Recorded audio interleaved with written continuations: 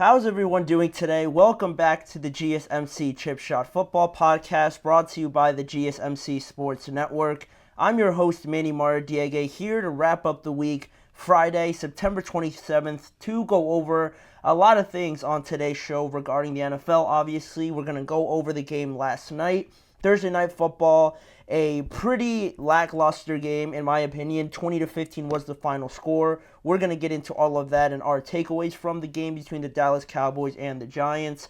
Also, an interesting topic that I saw come up on social media, the average quarterback right now are outperforming the highest paid quarterbacks currently in the NFL just based on record. And for what we've seen, we're going to dive into that and maybe explain why that is and what could be leading behind the that situation currently, because it's very odd, very unfortunate if you paid a long-term contract to one of these quarterbacks and now bad record and all. We're going to dive into all of that and a lot more on today's show, to stay tuned for that. We're going to get into the games on Sunday and an injury report as well. So before we get started, if you have any questions, comments, or anything you'd like to share on today's show, we want to hear about it. Your input is a big part of what makes this show great, and we thrive on your energy and insights. So don't hesitate to drop anything that's on your mind regarding the topics or just anything in the NFL.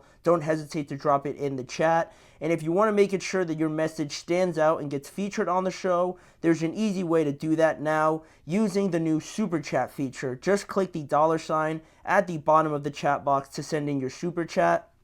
This way, it guarantees that your message gets on the air, and it's also a fantastic way to support our channel. We rely on your support to keep bringing you the sports content you love, and we appreciate every bit of it. So go ahead, let us know what you're thinking, hit the Super Chat button, and let's keep this show as interactive and as exciting as possible. We couldn't do this without all your guys' amazing support, so go ahead and use the new Super Chat feature. Get involved in the program. I always love hearing what you guys have to say during the live shows or afterwards. You can also leave a comment after the show on any of the videos. But now with that out of the way, we could start by talking about last night's game, right? What did we see in this NFC East matchup between the Cowboys and the New York Giants, right? In my opinion, a snooze fest of a game last night. Just resulted in an ugly 20-15 game. Dallas go to 2-2. The Giants fall to 1-3. They are now last in the division, and rightly so, probably. For as disappointing as the Cowboys have been, I think it would have been a little unfair, or just not accurate to see them as the last place team, because I don't think they're the least talented team, and I don't think they're playing awful like that, right?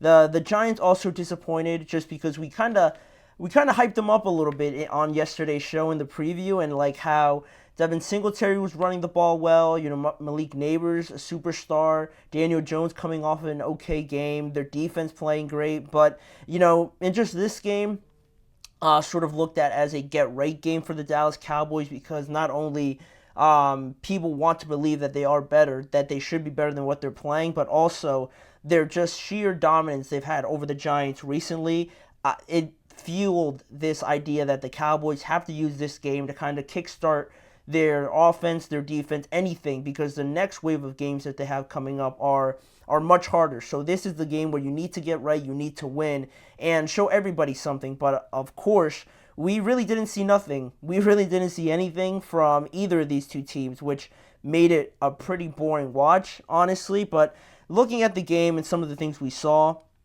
I guess one of the positives for the Cowboys was that they started off as well as they would have hoped, right? Because that's been their issue, right? Playing from behind, and then you guys know the same spiel, right?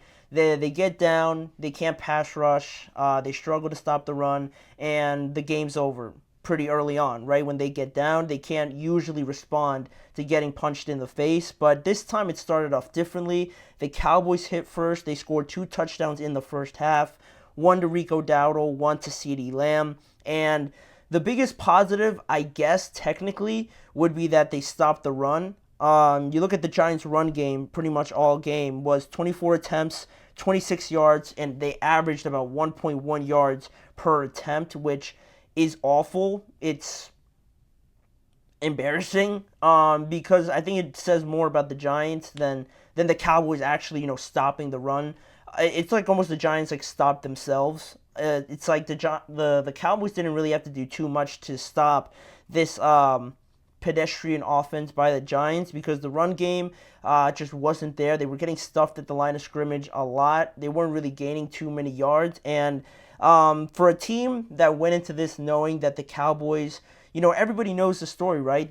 I just mentioned it. They can't hit back once they've been hit first. And I feel like the Giants were a bit too conservative with some of their approach. And while that might have to do with Daniel Jones, right, that is another question whether I mean, I don't personally believe Daniel Jones is a difference maker type of quarterback that can win you games. I thought that was pretty evident last night when he missed a couple deep throws. He was very efficient, right? I don't have the stats pulled up, but he had a pretty clean game for the most part. But there were some throws that got away from him, or that they just weren't thrown far enough for the receivers to be put in a good position, and that was almost the entire game wrapped up to one, right? You throw a deep pass, you kind of have the hope, kind of like the Giants have the hope of winning the game, like they're so close, it kind of gets you excited, and it always falls short. The Giants fall short every time, at least against the Dallas Cowboys, and in the past it's been a non-contest whatsoever, but now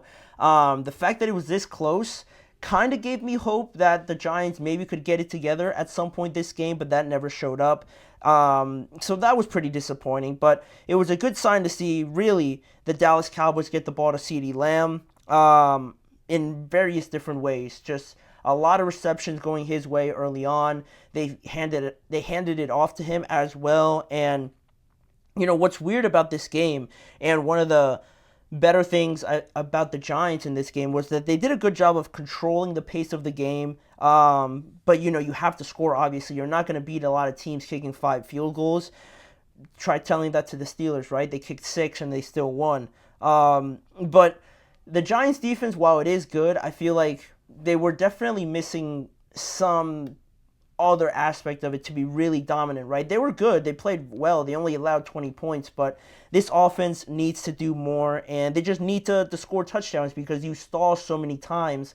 And in this game where the Cowboys are basically begging you to score a touchdown and kind of come back into this game, to kind of disappoint and not be more aggressive or just take better shots at scoring touchdowns was very disappointing. There was a lot of penalties. The Giants hurt themselves a lot with some holding calls, some weird calls also by the refs. You can't not point that out. There was some weird calls against the Giants as well, but it's not an excuse or whatnot. The Giants probably rightly so deserve to lose this game for not taking advantage of a very weak Dallas Cowboys team. And one of the negatives overall, other than Dallas kind of disappointing everyone and their hopes in this game, was that they did suffer injuries to Micah Parsons and DeMarcus Lawrence, which is like the last thing you needed, obviously, right? Your 2 best players on defense now are questionable already heading into next week's game against Pittsburgh, so that's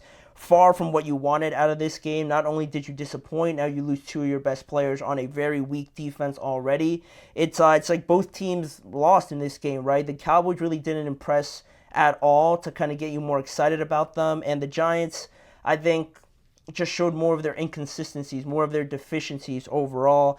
And you didn't really learn too much from this game. Dallas still can't run the ball for as much as they won the game overall.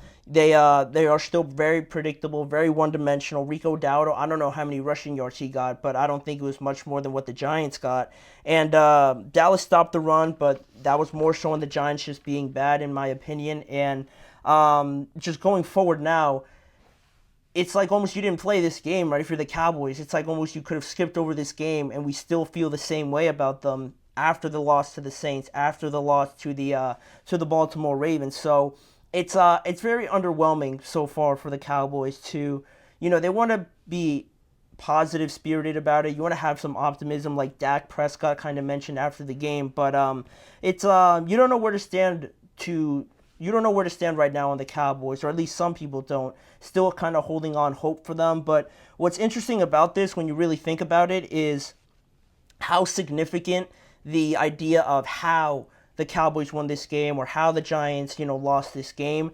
That told more of a story, right, than the actual scoreboard, right? You think 20-15, and if you didn't watch any of the game, you might think, wow, like the Cowboys must have played very well. And just their offense, couldn't have gotten anything going. But you watch the game and how it all played out, you're left with a very just bland, not good taste in your mouth overall from this game. And what's also the last thing I'll say about this before we move on is that, like I mentioned, it was a get-right game. It was more, from what we learned from this game, thinking of it as a get-right game, it was an opportunity for the Cowboys to kind of show that, hey, listen, we're still closer to all these good teams than you guys might think by beating the heck out of the Giants here by like 3 touchdowns or something, but they didn't do that. They barely scraped by, and now, rather than proving that you're closer to all the good teams, I think it goes to show how closer they are to being like one of the bad teams in the Giants and like the Panthers or whoever else you want to label as a bad team. I think that was really the biggest takeaway about everything, how Dallas really, I think, has convinced a lot more people that their chances of being, in the playoffs, questioning now that they may even be in the playoffs, is really surprising, and I think it was all encapsulated in this game. But it is what it is. A win's a win, right, in the NFL. That's what a lot of people will say. Good for the Cowboys to at least get back to 500, but the way they did it still left a lot to be desired overall. But we mentioned Daniel Jones in this segment, and he is going to be featured in this next segment in general about the quarterback position. The highest paid quarterbacks are off to a rough start so far in the year, while all the underdog, unlikely hero quarterbacks are thriving right now. Why that is and what does it have to do with, other than the fact that maybe you don't need a top paid quarterback to succeed in the NFL? We're going to answer that question when we return in just a few seconds.